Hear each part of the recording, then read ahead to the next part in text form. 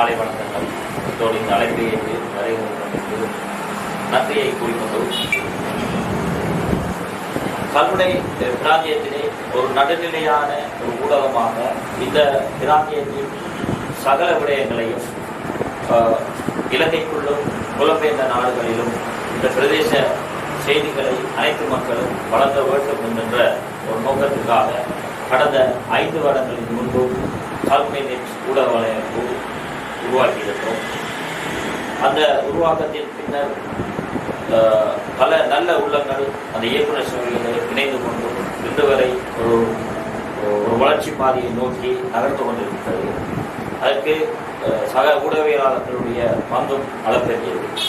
அந்த வகையிலே கல்முனை நெட் ஊடக வலையமைப்பு தனிய செய்திகளோடு மாத்திரம் நின்றுவிடாது. கடந்த 5 வருடங்களிலே கலைஞர்களை ஊக்கப்படுத்துகின்ற விடயங்கள், மூத்த கலைஞர்களை இளந்தலைமுறைக்கு அறிமுகப்படுத்துகின்ற விடயங்கள், வளர்ந்து வருகின்ற கலைஞர்களை தட்டி கொடுத்து அவர்களுடைய திறமைகளை வெளிக்கொணர்கின்ற பல நிகழ்வுகளையும் கூட செய்திகளோடு சேர்த்து செய்திகளுக்கு அப்பால் செய்திருக்கின்றது. அது மாத்திரமல்ல, அவ்வப்போது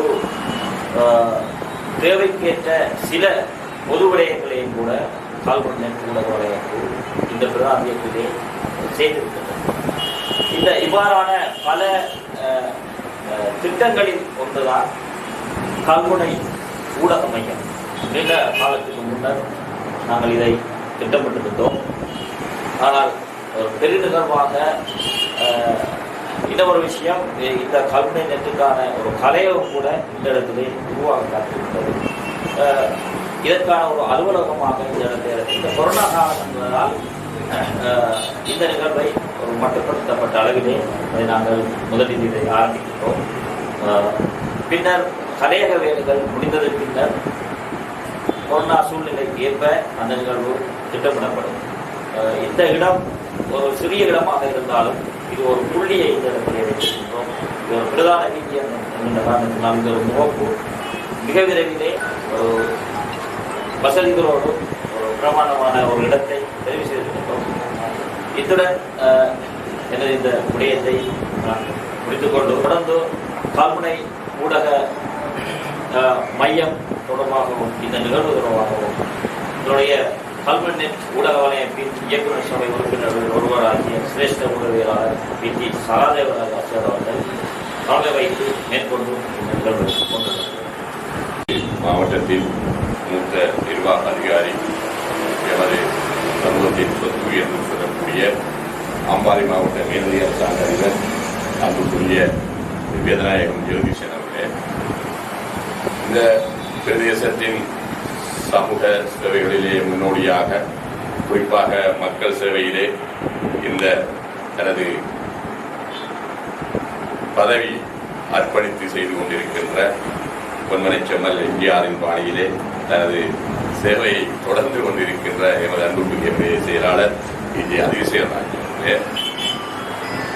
கிழக்கிழங்கை பெற்றெடுத்த மற்றும் ஒரு ஊடக ஜாம்பவான், கிழக்கிழங்கையின் முதலாவது பிரதம ஆசிரியர், அதாவது தினகரன் பத்திரிகையின் முதலாவது கிழக்கைச் சேர்ந்த பிரதம ஆசிரியர் என்ற பெருமையை தட்டிக்கொண்ட, ஆனால் ஒரு இதமான ஒரு சிம்பிளான மிகவும் சாமானியமான ஒரு மனிதர் எனது அன்புக்குரிய அண்ணன் குணராஜா அவர்களே, கிழக்கு ஊடகவியலாளர் ஒன்றியத்தின் தலைவர், அம்பாறை மாவட்ட செயலகத்தின் ஊடக அதிகாரியாக இருக்கின்ற அன்புக்குரிய தேவ அதிரன் அவர்களே, கிழக்கிழங்கை செய்தியாளர் சங்கத்தின் முன்னாள் தலைவரும் இந்த பிராந்தியத்தின் மூத்த ஊடகவியலாளருமான அன்புக்குரிய நண்பன் சாகித்ய சூரிய ஏலம் சலீம் அவர்களே, முன்னாள் அதிபராக இருந்து இந்த உலக வலையமைப்பிலே முக்கிய பாத்திரமாக தன்னை அலங்கரித்துக் கொண்டு பல ஆலோசனைகளை வழங்கிக் கொண்டிருக்கின்ற ஒரு ஜாம்பவான் என்றுதான் சொல்ல வேண்டும். அவர் இந்த தியானத்திலே, கராட்டியிலே ஒரு முறை போன ஒருவர், அன்புக்குரிய நண்பர் சந்தலிங்கம் அவர்களே,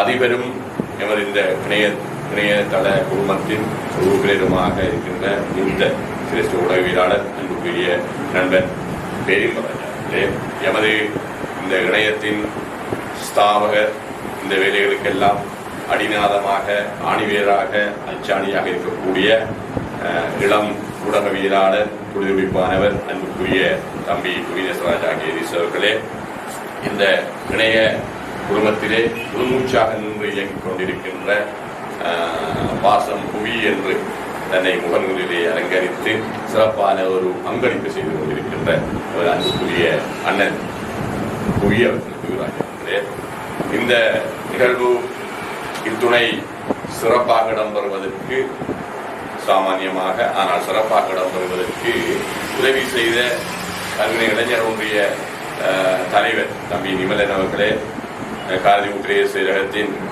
தொழில்நுட்ப உத்தியோகத்தரும் பாண்டூர் கூலியாட்டு கழகத்தின் தலைவருமான அன்புக்குரிய ரங்கன் அவர்களே, இங்கு இருக்கக்கூடிய அன்புக்குரிய ஊடகவியலாளர்களே மற்றும் இதற்கு உதவி செய்து கொண்டிருக்கின்ற அல்லது பக்கபலமாக இருக்கின்ற புலம்பெயர் தேசத்தில் இருக்கக்கூடிய அனைத்து அன்பு உள்ளங்களுக்கும் இங்கு வருகை தராமல் இருக்கின்ற எமது அன்புக்குரிய இயக்குநர் சபை உறுப்பினர்களுக்கும் மதிய வந்தனத்தை தெரிவித்துக் கொண்டு அது சிறிய உரையை தொடங்குகின்றேன்.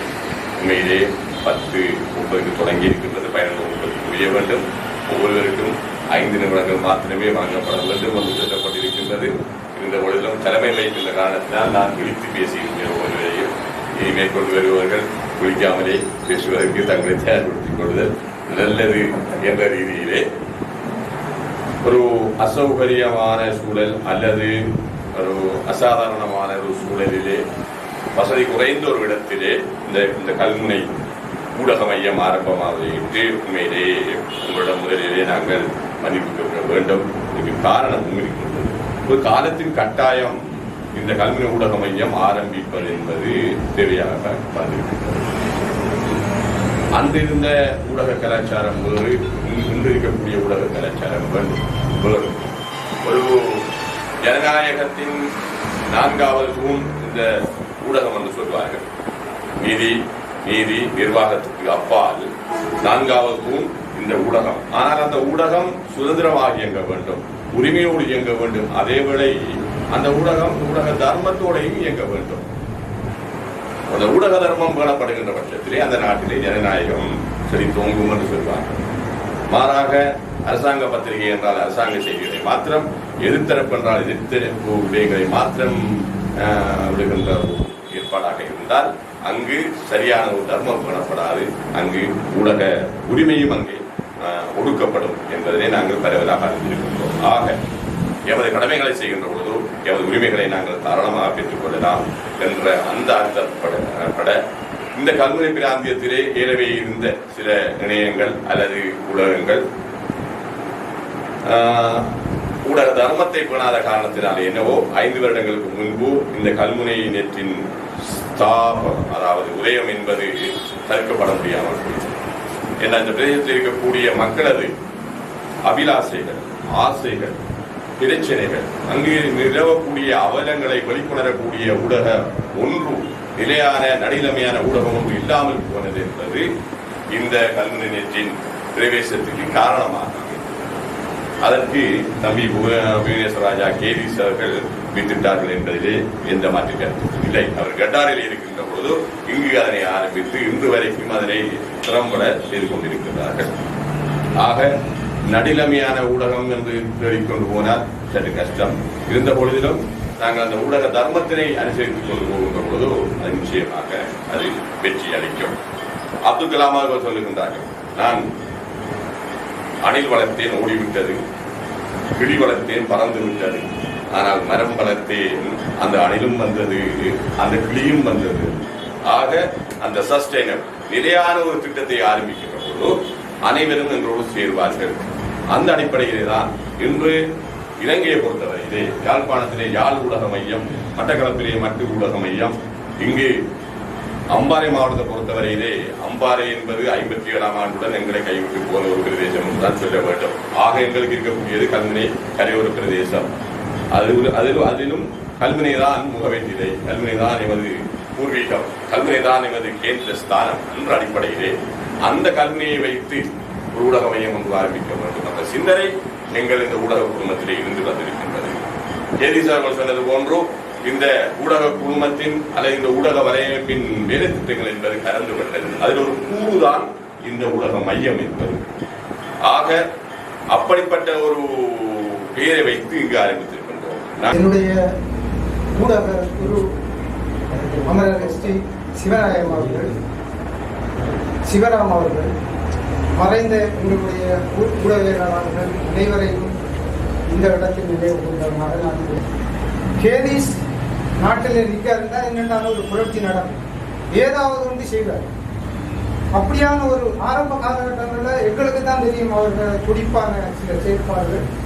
உண்மையிலே அவருக்கு கூடுதலான ஆலோசனைகள், கூடுதலான புத்திகள் எல்லாம் நாங்கள் சொல்லியிருக்கோம். இந்த ஊடகத்துறை சம்பந்தமாக அவர் எந்த அளவுக்கு அவர்கள் ஆர்வம் இருந்துச்சுங்கிறத கண்டுபிடிச்சிருக்காங்க.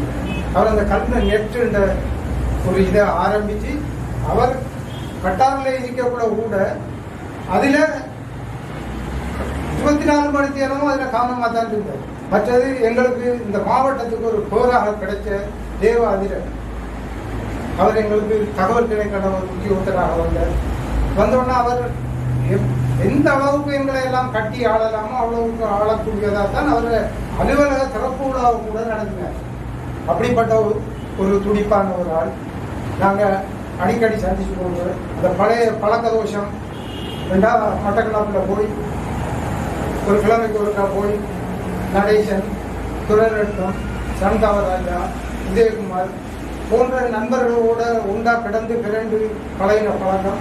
அதுக்கு பிறகு கை கொடுத்தது அதில் தான். எங்கேயாவது ஒரு செமினாருக்கு போனால் அங்கே போனால் இங்கே போனால் உண்டா தான் தெரியும். அப்படி அந்த அளவுக்கு ஒரு பாக்கியத்தை நாங்கள் பெற்றிருக்கிறோம்.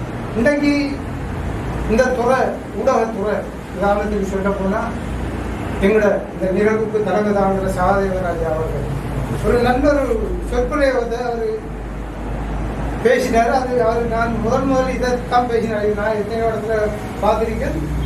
ஊடகவியலாளர் இந்த பார்வை ஒரு நக்கீர பார்வையாக இருக்கணும் என்ற ஒரு இதை அவர் சொன்னார்.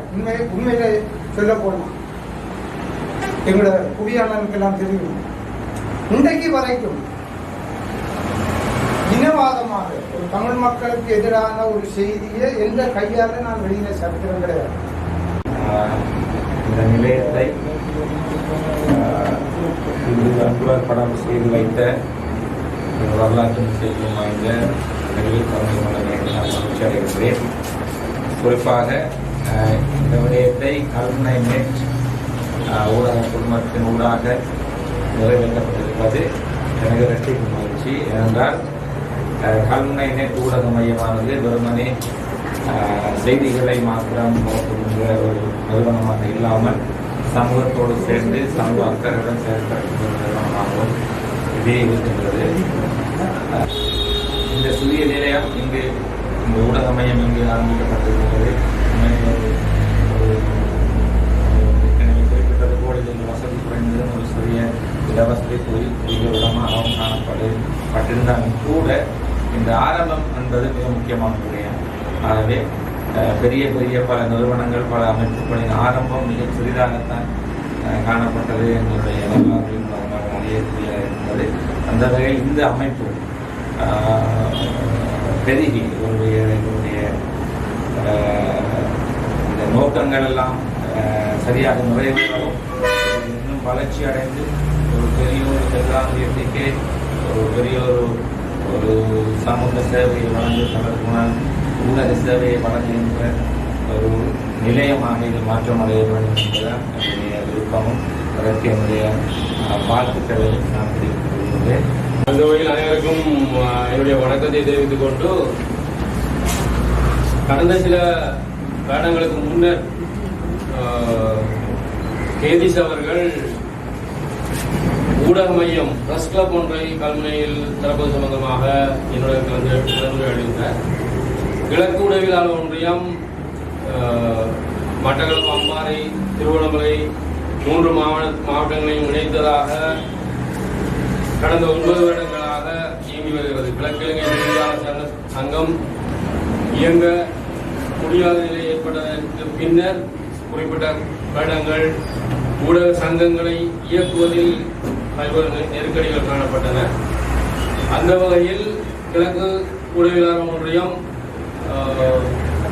ஊடகவியலாளரை ஒன்றிணைத்து கிழக்கை மையப்படுத்திய வகையில் செயல்படுவதாக செயற்பாடுக்கு வந்திருந்தது. அந்த வகையில் மட்டக்களப்பில் சங்கத்தின் செயற்பாடுகளை மையப்படுத்தியதாக ஏனைய மாவட்டங்களை இணைத்து இந்த செயற்பாட்டினை முன்கொண்டு வந்திருந்தோம். அந்த வரிசையில் ஊடக பயிற்சி பட்டறைகள், புலமை பரிசில்கள் சார்ந்த பல்வேறு பயணங்கள் கூட, ஊடக பயணங்கள் கூட எங்களது சங்கத்தினூடாக முன்னெடுக்கப்பட்டிருந்தது. தமிழ் நெற்றினுடைய வருகை காலத்தில் கட்டாயம் என்று அதில் இந்த காலத்தின் கட்டாயம் என்பது போது இந்த இளைஞனுடைய துடிப்பு தான் அதுக்கு காரணம். எனவே நான் நன்றியோடு வந்தபோது அவருடைய இளமையான துடிப்பு தான் இந்த தமிழினுடைய துடிப்பு.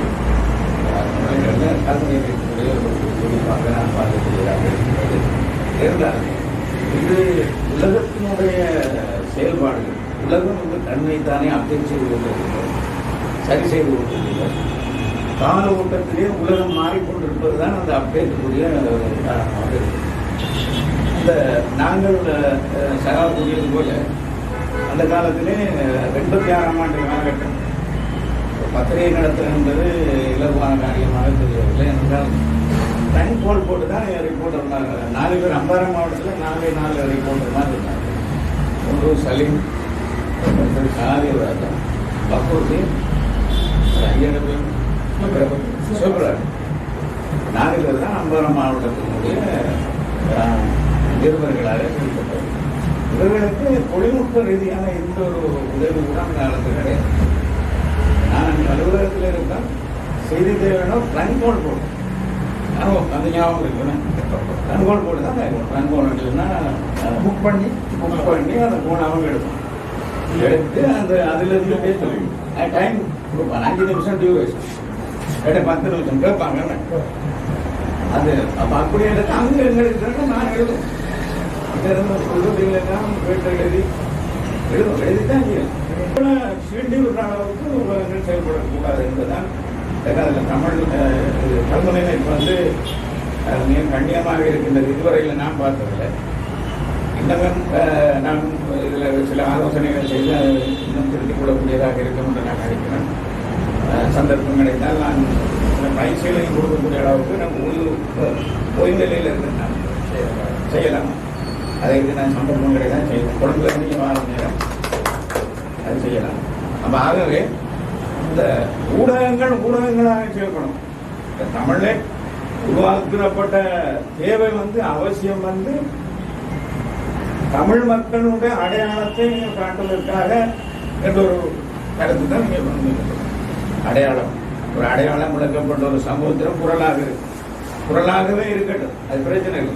இன்னொரு சமூகத்தை நாம் சீண்டக்கூடாது. உங்களோட குரலை நீங்கள் செய்யுங்க, இன்னொரு சமூகத்தை நீங்கள் சீண்டக்கூடாது. அந்த நடுநிலையில் வந்து கல்முனையினை தவறக்கூடாது. இதனுடைய பணிவான வேண்டுகோள். என்றால் அது உலகம் முழுக்க போகிற செய்திகள் எங்களோட குரலும் கூறுங்க, அந்த குரலையும் கூறுங்க, முஸ்லிம்களோட குரலையும் கூறுங்க. சிங்கள மக்கள் என்ன செய்கிறார்கள் என்று சொல்கிறார்கள் என்றதும் தெரியும். கல்முனை நெட் என்றதுக்காக கல்முனை செய்தி மட்டும்தான் இருப்போம். அந்த நெட்டை பார்க்கிறவர்கள் மற்ற சமூகங்கள் என்ன சொல்றது உங்களுக்கு தமிழ் சமூகத்தை பற்றி முஸ்லீம்கள் என்ன நினைக்கிறார், சிங்களவர்கள் என்ன நினைக்கிறார், ஞானசாரத்தில் என்ன சொல்றாரு, இப்படியானது பரவலாக போனக்குள்ள நடுநிலை தன்மை உருவாகும். அந்த நடுநிலையை நீங்கள் போன வேண்டும்ன்றதான் தம்பி நாங்கள் கிளம்புவதை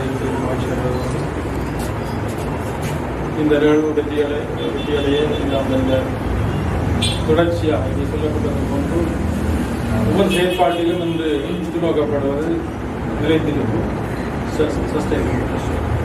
அதற்கான செயற்பாடுகளை நாங்கள் முன்னெடுத்து காலத்துக்கு காலம் மனித வாழ்விலே ஒவ்வொரு விடயமும் எவ்வாறு பரிணாம வளர்ச்சி அடைகின்றோம். அந்த வகையில் நாங்கள் இந்த கல்முனை ஊடக மையம் இந்த பிரதேசத்திலே நிலைத்திருந்து பல்வேறு சேவைகளை செய்ய வேண்டும். ஏனைய ஊடகங்களோடு இணைந்து அதற்கு ஈடுபடுத்தும் வகையிலே தன்னுடைய சேவையை செய்ய வேண்டும் என்ற பிரார்த்தனையோடு மேலே பிரதம அதிதிக்கு 5 நிமிடம் போதாதங்கள் பணிவான விடைகளை குறித்து மேலே ஊடகத்துறையினரோடும் ஊடகவியலாளரோடும் மிகவும் அந்யோன்யமான உறவை கொண்டவர். அதேபோல் ஊடகவியலாளரை மிகவும் நான் கௌரவத்தோடு மதிக்கின்றவர் என்ற பெருமையாக சொல்லிக் கொள்வதோடும் அந்த வகையிலே இன்றைய இந்த நிகழ்விலே கலந்து கொண்டிருக்கின்ற கல்வி வணக்கத்தின் செயலாளர் செயலாளர்கள், அதேபோன்று எங்களுடைய மதிப்புக்குரிய ஒரு அண்ணனாக நீண்ட கால உறவுகளுடைய தினகரன் தந்தையினுடைய தந்தையாசிரியர் குமராஜா ஐயா அவர்கள், அதேபோன்று உண்மையிலே என்னுடைய நிர்வாக சேவை தொடர்பான என்னுடைய சித்தி அடைந்துள்ளே இந்த செய்தியை கூட என்னுடைய நிர்வாக சேவையை நான் நினைக்கும் பொழுது உடனே எனக்கு நினைவுக்கு வருகின்ற என்னுடைய ஐயாவுடைய அந்த காலகட்டத்தில் விடுபட்டு எனக்கு அவர்கள்தான் பேசியிருக்கிறார். அந்த காலம் தொட்டு இன்றுவரை மிகவும் நண்போடு சமூக நலமுக்கிய உதவியாளர்கள் சரிமையாளர்கள் நம்முடைய இளம் வயதிலிருந்து உறவாகவும் அன்புக்குரியராக தன்னுடைய யோகா மற்றும் கராத்தே கலைஞருடைய என்னுடைய அலுவலக அதிகாரியாகவும் இந்த உலகத்துறையிலே சிறப்பான பங்களிப்பு செய்திருக்கின்ற தேவர்கள், அதேபோன்று இந்த பிரதேசத்திலே ஊடகம் தொடர்பாக சிறப்பான ஒரு சாதனை செய்ய வேண்டும், நிலைத்திருப்பை செய்ய வேண்டும் என்ற ஆர்வத்தோடு இருக்கின்ற நம்முடைய ஏவிஸ் அவர்கள், நம்முடைய முக்கியமானவர்கள், அதேபோன்று இளம் ஊடகவியலாளர்கள்